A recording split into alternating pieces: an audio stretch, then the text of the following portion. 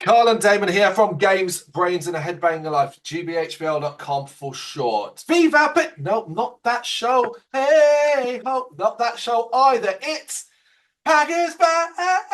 There's Goodman at his feet. Next to the hero, and Pac is really cool. I realize that's not the actual words, but god damn it, it's similar. I skip it every time now. I hate it. Yep. Remember I said this at the start of the show? I still hate it. Episode 11, Nobody Knows, written by Dennis Haley and Marcy Brand. It is, of course, Pac-Man and the Ghostly Adventures. And this episode begins with Pac, Silly, and Spiral having been called to see President Spiros. They're unimpressed to find that he's calling them to take care of bugs in the roundhouse. So the roundhouse is, I guess, his office. This is coming up a bit more now, the roundhouse. And I guess it's a joke on the White House. Yeah, that's what I thought. It's like the Oval Office again. That's what I thought. Yeah.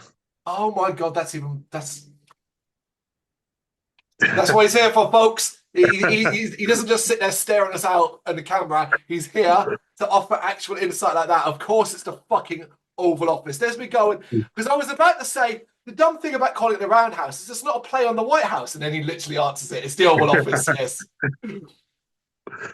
These are no ordinary bugs, though. They are Betrayus spy bugs and on the lookout for information on the repository, which apparently is where all the ghost bodies are locked up, including Betrayus's. Just putting out there, guys, and I know this is dark for the show, but maybe destroy if you don't want them to get their bodies back, like destroy the bodies. Like, Yeah. Is that any less horrible than keeping the bodies? Shoot into space, sticking a rocket, fire it into space. The bodies, just burn them. Have a burning. Yeah. You know, we do that. President Spiros wants Pac-Man to guard it while Circumference moves it, and thinking they have to take care of all of the bugs. The repository is revealed. Basically, after all of that, it's actually in their office. Well, that was a good hiding place because I don't know about you. If I'm Betrayus, the place I might look is there. Yeah. Basically, it looks like a big coloured battery. So it's the whole thing where it's smaller on the outside than it is in the inside. Yeah. Doctor Who shit. After powering up, the group set out to hide it elsewhere. And after what seems like a long journey, they end up in the exact same place as before, Spiros's office. Basically, that's their big plan, which is like, oh yeah, well, I've confused them now, and he'll never think that we'll be hiding it in the exact same place we already hid it. Whatever. But they, like it. yeah, well, they also missed one last bug, which is watching them. And meanwhile, Betrayus has had enough of Inky, Blinky, Pinky, and Clyde not actually doing anything when they're out and about in Packwall. And he angrily shouts at them, demanding answers. The ghosts get away with it, though, as Betrayus gets a note which reveals the location of the repository. I appreciate this little scene. I like the fact that we do Betrayus going, listen, man, you guys are always out and about, but you do bugger all. And I've had enough of that. So they're treading a bit of a line. And this is a consistent thing, actually, in the show, which is these four who... in a later episode, it becomes clear what their role in this show is, and I don't like it. But right now, it's quite clear. Like it's quite fun. Like the idea that they're struggling to balance the lying to betray us. I would like to think that going further down that maybe they'll be caught and it'll be finally figured out to be like, hang on, you're a double agent, I think. Well, I would argue, yes, I love that idea as well. I really, what's kind of annoying is we are at this stage, right, where you might be like, well, why are they helping Pac and the Pac World at this stage, right? And this episode sort of set up a reason, right, that we're about to get to that I thought would work long term. We'll explain at the end where maybe it doesn't. So obviously, now he knows where the repository is. Obviously, but the smart thing for Betrayus to do is send out an army, right? Every single ghost to attack it? Nope. A group called the Creepies. And I'm like, well, this is why you fell, man. I didn't even care, Betrayus. You're as bad as King Carol. You're as bad as goddamn Dr. Oh, I've forgotten his name. Viva Pinata guy. Why have I forgotten his name? My God. Professor Pester. Yeah. Professor Pester. It's because I was thinking of some doctor something. Yes. Well, anyway, Inky, Blinky, and Pinky and Clyde go to Pac-Man and reveal it to him, and the fact that the repository's location is known. Before Pac can head off to intercept the Creepies, though, the ghosts, Inky, Blinky, Pinky, and Clyde, asked Pac for their bodies back. And in what I consider to be a moment, now we've talked about this in the past, right? I am convinced that Pac now may not be the best person. Like, he's written a little weird. And Yep. we're going to get into more of that as we go on to this show. But here, his response to this is, I'll try. I'll try.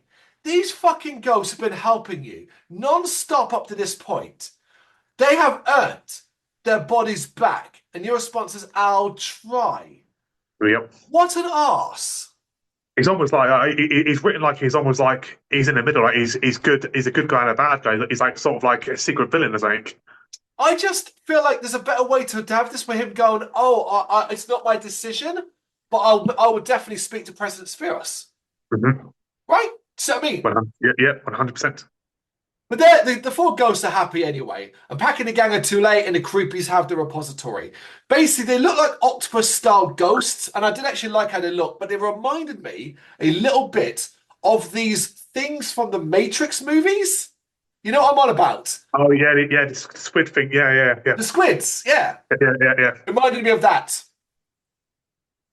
The gang give chase into the maze, and after some hijinks, everyone getting lost for a bit, it results in a fight over the repository.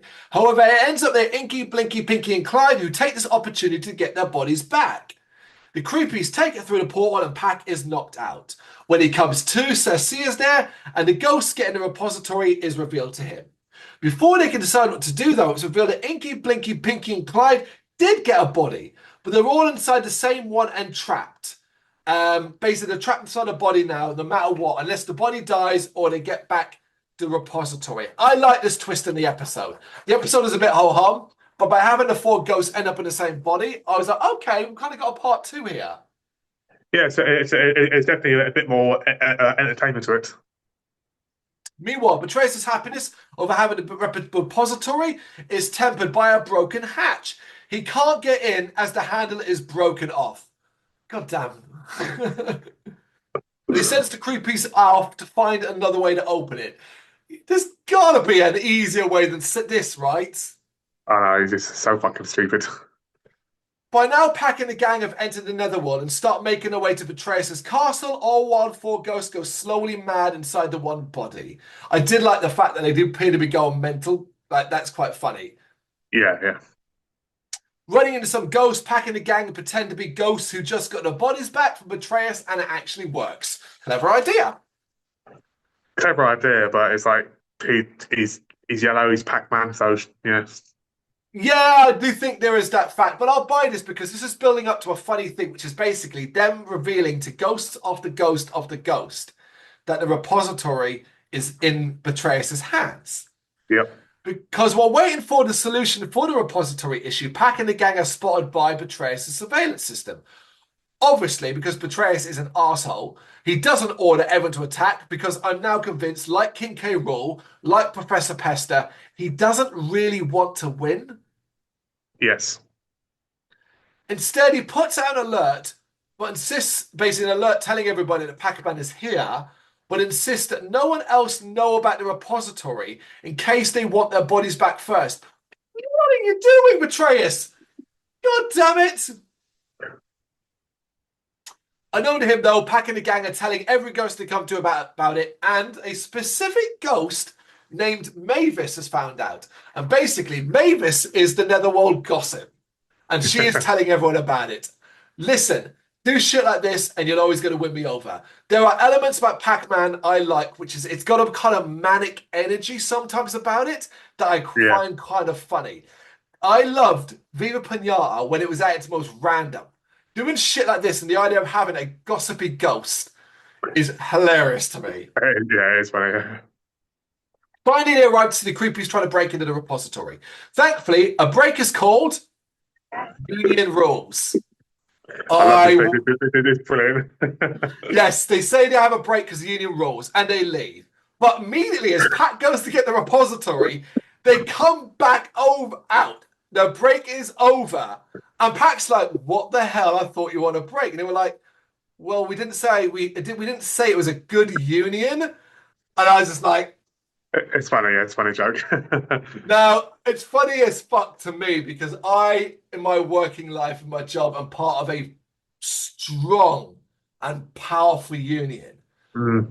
in my working life. But also in that same working life, there are smaller unions who don't perhaps have like. I can kind of see that it's quite funny, do you know? Yeah, it is good. So they're called. Pat tries to eat the creepies, but is unable to digest them. I don't know why. Do you know why? I don't know, the gangster squids. I don't know. They're just ghosts, right? I don't know. But anyway, they manage to Yeah. grab it and run, but eventually get trapped hanging off a cliff edge. Betrayus gloats, demanding the location of the repository.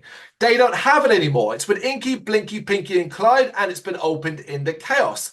See, Betrayus, it was like it was jammed. You could have just got a crowbar or something.